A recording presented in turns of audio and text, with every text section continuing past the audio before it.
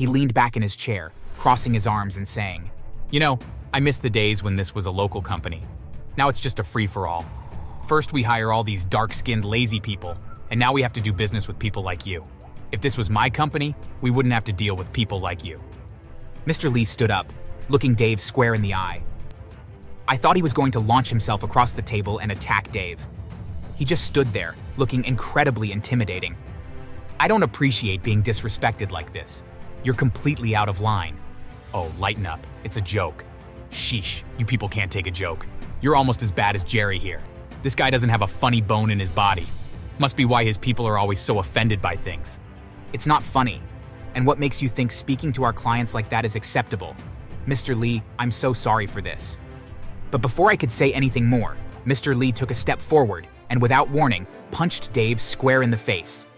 I stood there, stunned, as Dave stumbled back and fell. "What the hell is wrong with you? You should treat people with respect. Maybe now you'll think twice." Hi, my name is Jerry and I have quite the story. It's about the absolute worst boss that I ever had, and I think once you hear it, that you'll agree with me. The first time I met Dave, I knew something was off. He was standing by the coffee machine, grumbling to himself about how things used to be.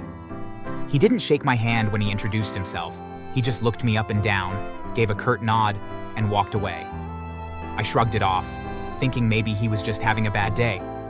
I had just started at the company, and I didn't want to make waves, so I kept my mouth shut, and I figured that I should give him the benefit of the doubt.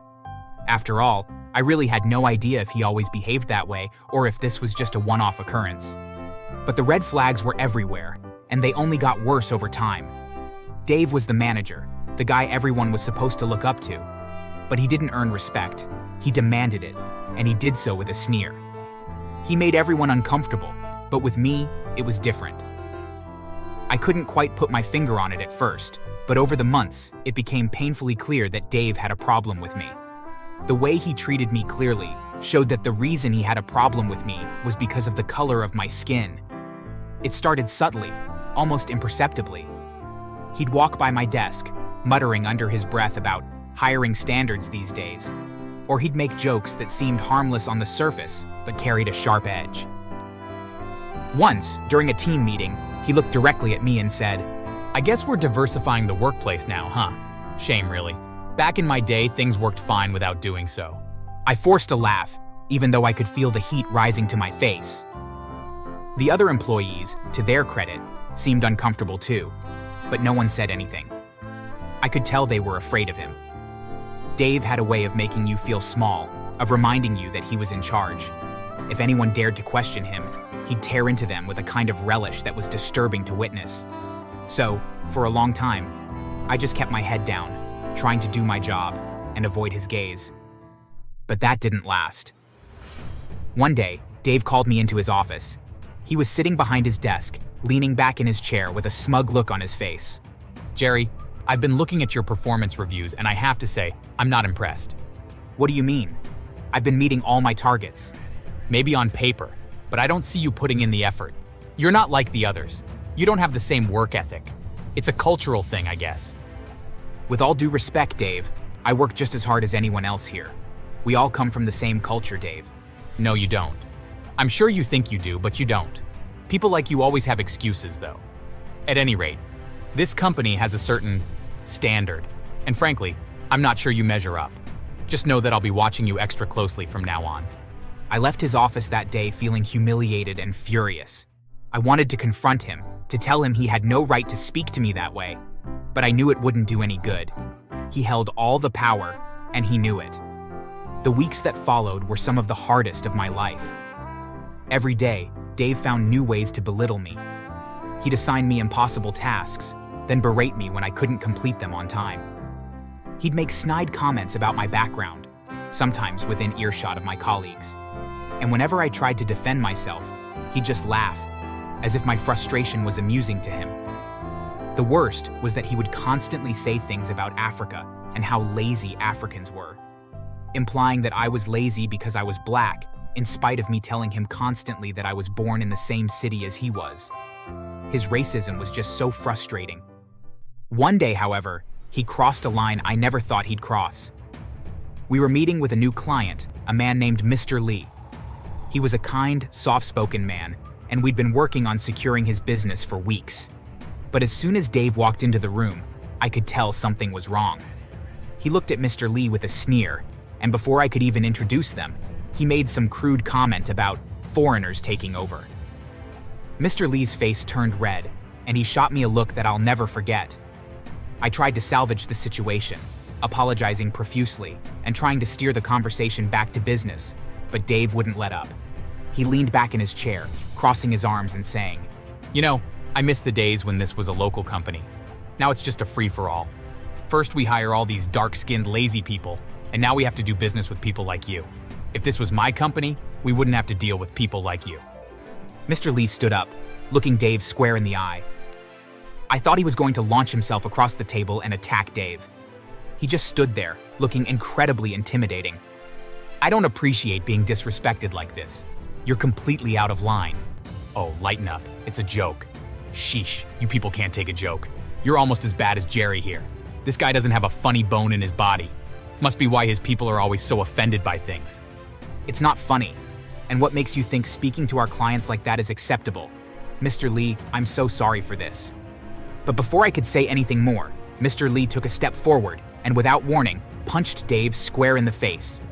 I stood there, stunned, as Dave stumbled back and fell. "What the hell is wrong with you?" "You should treat people with respect. Maybe now you'll think twice."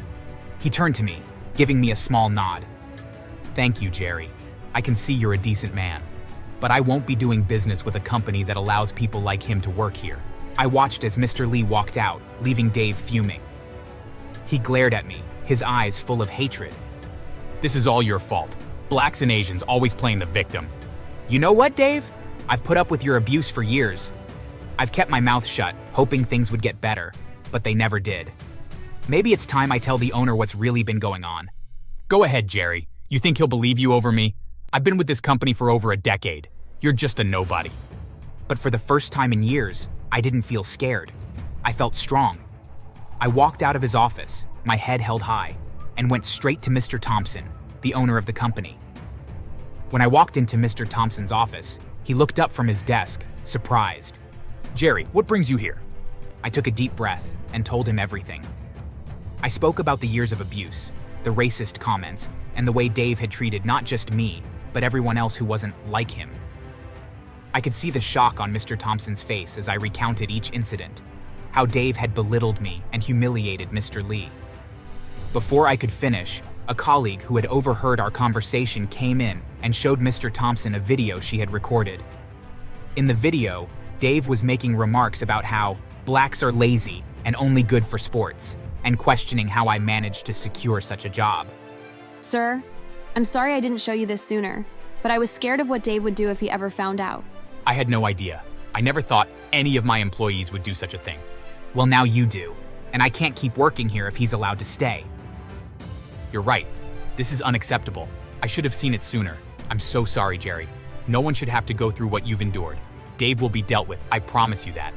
Later that day, I watched as Dave was escorted out of the building, his face a mask of rage. He glared at me as he passed, and before he was too far away, he quickly turned around and ran towards me. It was obvious that he intended to attack me, and so I quickly grabbed an office chair and threw it at his feet as he ran at me, tripping him and making him fall to the ground. Where the security guards that were escorting him out jumped on him, and after punching and kicking him a bunch of times, were finally able to restrain him so that they could get him out of the office. The next morning, Mr. Thompson called me into his office again. I was nervous, wondering if I was about to be fired for causing so much trouble while Dave was escorted out.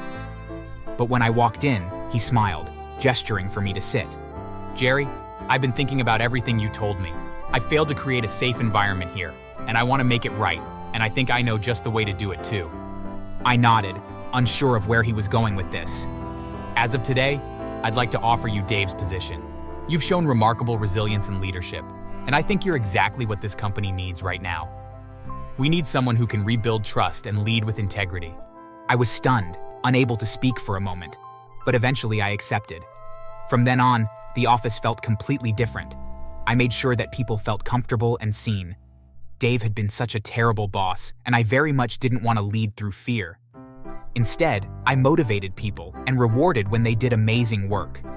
It didn't take long for our department to start to excel and to take on new clients.